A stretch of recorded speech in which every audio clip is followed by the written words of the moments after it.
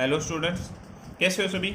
देखो काफ़ी दिनों बाद अपने आज वीडियो बना रहे हैं। इसमें देखो मैंने पहले इसकी फ़ोटो भेज दी थी, वर्गाकार आयताकार त्रिभुजाकार जो लेसन नंबर 7 था, इसकी फ़ोटो भेज दी थी, पर इसकी वीडियो नहीं बनाई थी। आज इसके बारे में थोड़ा थोड़ा अपने पढ़ लेंगे भी, कैसे है वर्गाकार कैसी होती है विधि, आयताकार कैसी विधि होती है, जिसमें पौधे कैसे कैसे लगाए जाते हैं, क्या क्या बेनिफिट्स है इसकी, क्या क्या यानी कि डिसएडवांटेज है, वो सभी पढ़ लेंगे।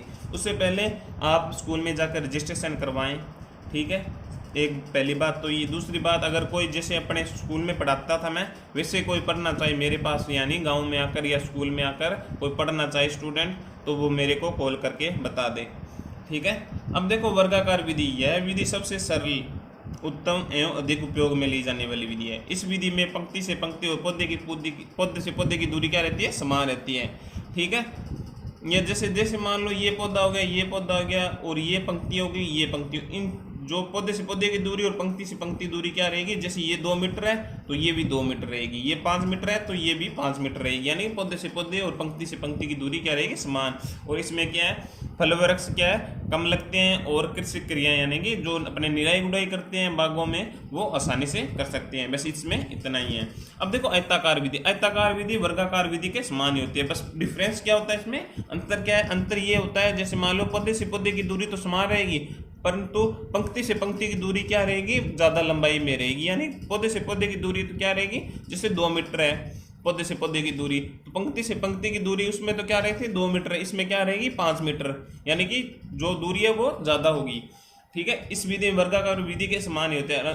अंतर क्या इतना है कि इसमें क्या है, पौधे से पौधे की दूरी पंक्ति से पंक्ति की दूरी से कम होती है, यानी पौधे से पौधे की दूरी 2 मीटर है और पंक्ति से पंक्ति की दूरी क्या है, 5 मीटर है, ठीक है। ये आयताकार, इसमें भी क्या है, उद्यानिक क्रिया यानी कि किसी किसी निराई गुड़ाई जैसे होगी वो आसानी से कर सकते हैं। अब देखो त्रिभुजाकार, त्रिभुजाकार में क्या है, पहले समझने की कोशिश करो। जैसे मान लो ये पौधा है, एक ये पौधा है, इन दोनों के बीच में ये पौधा लगाया, यानी कि इन दोनों की दूरी क्या है, 10 मीटर है।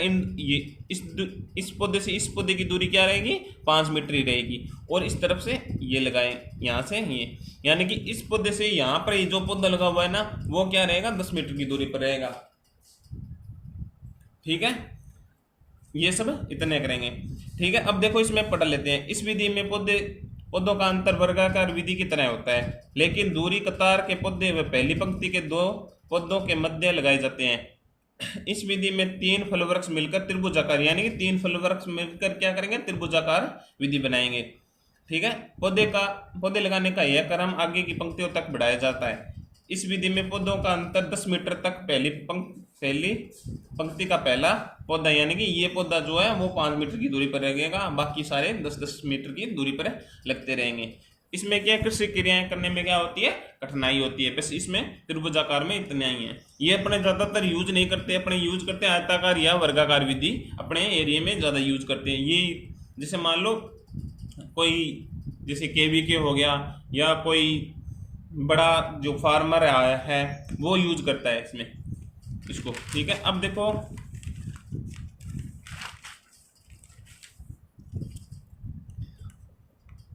देखो पंचभुजाकार फिलर सिस्टम।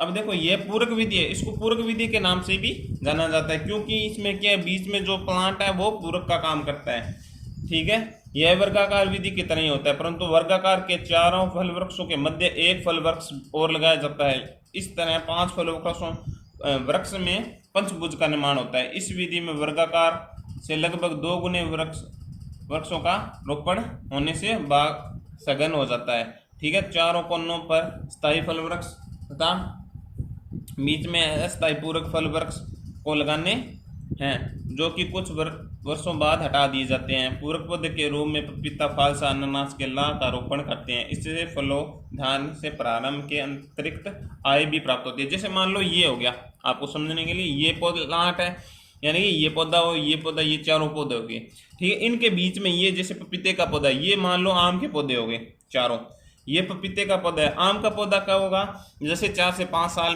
तक फल देना प्रारंभ करेगा। पपीते का पौधा क्या पहले साल या दूसरे साल फल देना प्रारंभ कर देता है, यानी कि 3-4 साल तक ही देता है। ये 4 साल तक देना प्रारंभ करेगा, ये पौधा 4 साल तक फल देकर खत्म हो जाएगा। उसके बाद में इस पौधे को हटा देंगे, यानी कि ये पूरक पौधा। इससे क्या अपने जैसे मान लो इससे अपनी आय प्राप्त हो जाती है, यानी कि जो खर्चा निकालना होता है वो इससे पौधे से निकल जाता है 4 साल का। ठीक है, ये इतना ही है, इसमें और कुछ नहीं है इतना। देखो षटभुजाकार, इसमें क्या, इस विधि को समत्रिभुजा त्रिबाहु त्रिभुज विधि भी कहते हैं। इसमें 6 फल वृक्षों मिलकर षटभुजाकार आकृति का निर्माण होता है तथा इसके बीच एक अतिरिक्त 7वें पौधे के रूप में रहता है। इससे बाग बहुत सघन हो जाता है तथा वर्गाकार विधि की तुलना में लगभग 15% पौधे अधिक होते हैं लगते हैं। प्राय शहर के नजदीक महंगी भूमि पर इस विधि का फल वृक्षों का उपयोग किया जाता है। जैसे मान लो ये हो गया, ये प्लांट हो गया, ये प्लांट हो गया, ये प्लांट हो गया, ये प्लांट हो गया, ये प्लांट हो गया, ये प्लांट, इन दोनों के, इन 6 प्लांटों के बीच में, यानी कि इन 6 प्लांटों के बीच में ये पौधा लगाकर ऐसे, ठीक है, इसे षटभुजाकार बनाते हैं। ठीक है, इससे क्या है, जैसे सघन हो जाएंगे बहुत ज़्यादा पौधे, और ये ज़्यादा महंगी भूमियों में या कोई जैसे केवी के जो ट्राइंगल, जैसे मान लो वो ट्राई करना चाहते हैं, यानी कि जैसे अपने कोई संस्था है बागवानी, उसमें ये ज़्यादातर यूज करते हैं। अब देखो समोच्च रेखा यानी कि कंटूर, ये अपने कंटूर विधि है जो पहाड़ी एरिया होते हैं ना, जैसे सीढ़ी नुमा पहाड़ी एरिया होते हैं, जैसे पहाड़ के ऊपर, जैसे मान लो ऐसे है, ये पहाड़ है, ये पहाड़ है, इसमें इस पहले यहाँ पर लगा दिया, फिर एक सीढ़ी चढ़कर यहाँ पर पौधे लगा दिए, फिर एक सीढ़ी चढ़कर यहाँ पे पौधे, जैसे पहाड़ी नुमा नहीं होते कि पहाड़ी नुमा को ऐसे यानी कि समतल करके और सीढ़ी नुमा खेती करना। इस विधि का उपयोग ऊंची नीची पहाड़ी असमतल भूमियों में किया जाता है।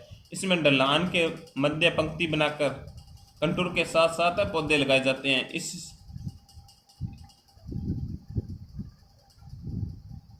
इस विधि में दूसरी ढलान अर्थात कंटूर पर पौधे लगाए जाते हैं। जैसे मान लो ये सीढ़ी नुमा है, तो इसमें क्या सीढ़ी नुमा जो सीढ़ी की जगह होती है उस पर क्या है पौधे लगाएंगे जाएंगे, फिर निचली वाली सीढ़ी पर लगाएंगे, फिर उससे निचली वाली सीढ़ी पर लगाएंगे।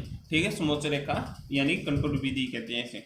ये कहाँ पर होती है, जैसे मान लो कोई एग्जामिनर पूछ ले आपसे, छोटा क्वेश्चन पूछ ले 1-2 नंबर का, भी कंटूर की खेती या समोच्च रेखा बागवानी किस एरिया में करते हैं, जैसे उसमें दे दिया रेगिस्तान दे दिया, लाल मट्टी मृदा में दे दिया, पहाड़ी नुमा एरिया में दे दिया, तो उसमें क्या आएगा, पहाड़ी नुमा एरिया में आएगा उसका आंसर। अब देखो सघन रोपण यानी हाई डेंसिटी प्लांट, फलोधान में एक निश्चित क्षेत्र से अधिक उत्पादन लेने के लिए फल वृक्षों का आपसी अंतर कम से कम रोपण करना सघन रोपण कहलाता है। ठीक है, ये डेफिनेशन है छोटी सी, इसको समझना चाहिए। क्या है, अपने एरिया है वो बहुत कम है और उससे ज़्यादा से ज़्यादा आय प्राप्त करने के लिए छोटे छोटे प्लांट यानी कि बहुत ज़्यादा सघन यानी कि थोड़ी थोड़ी दूरी पर प्लांट लगाकर उसे आय प्राप्त करना। इससे प्रत्येक इकाई क्षेत्र में फलों की संख्या अधिक होने से उपज बढ़ जाती है। ठीक है, इस विधि में उनको अनुवांशिकी में परिवर्तन किए बिना वृक्षों का आकार कम रखा जाता है। फल वृक्षों को छोटा बनाने के लिए बोनी जातियां जैसे आम में अम्रपाली होगी, कांट छांट रसायनों का उपयोग, उचित पोषण क्रियाएं की जाती है। ये सब प्रक्रियाएं शहर के नज़दीक भूमियों में सघन रोपण करके किया जा सकता है। जैसे आम, वनस्पति, आड़ू में यह प्रयोग किया जाता है। जब फल वृक्षों का अंतर बहुत कम किया जाता है तो उसे सघन रोपण कहते हैं, जिससे क्या है अपने को आय बहुत ज़्यादा प्राप्त होती है। और एरिया है जो, जैसे मान लो छोटा एरिया है तो उसमें क्या है अपने ज़्यादा से ज़्यादा आय प्राप्त करके उसको यानी कि इक्वल कर सकते हैं अपने जो अपना, जैसे मान लो कोई पैसे लगे हुए हैं बाग पर तो उसको पूरा कर सकते हैं। ठीक है, ये अपना जो चैप्टर है वो आगे करवा दूंगा नई वीडियो में और आपको फ़ोटो भेज दूंगा। और किसी को वैसे स्कूल में पढ़ना है, ठीक है, तो वो मेरे को फ़ोन करके बता दे सर हमें पढ़ना है, तो मुझे कोई प्रॉब्लम नहीं है, मैं आपको पढ़ा दूंगा। ठीक है, और इसमें कुछ समझ में नहीं आया तो वो मेरे को बता देना। और रजिस्ट्रेशन करवाओ स्कूल में जाके सभी स्टूडेंट। ठीक है, have a nice day, thank you.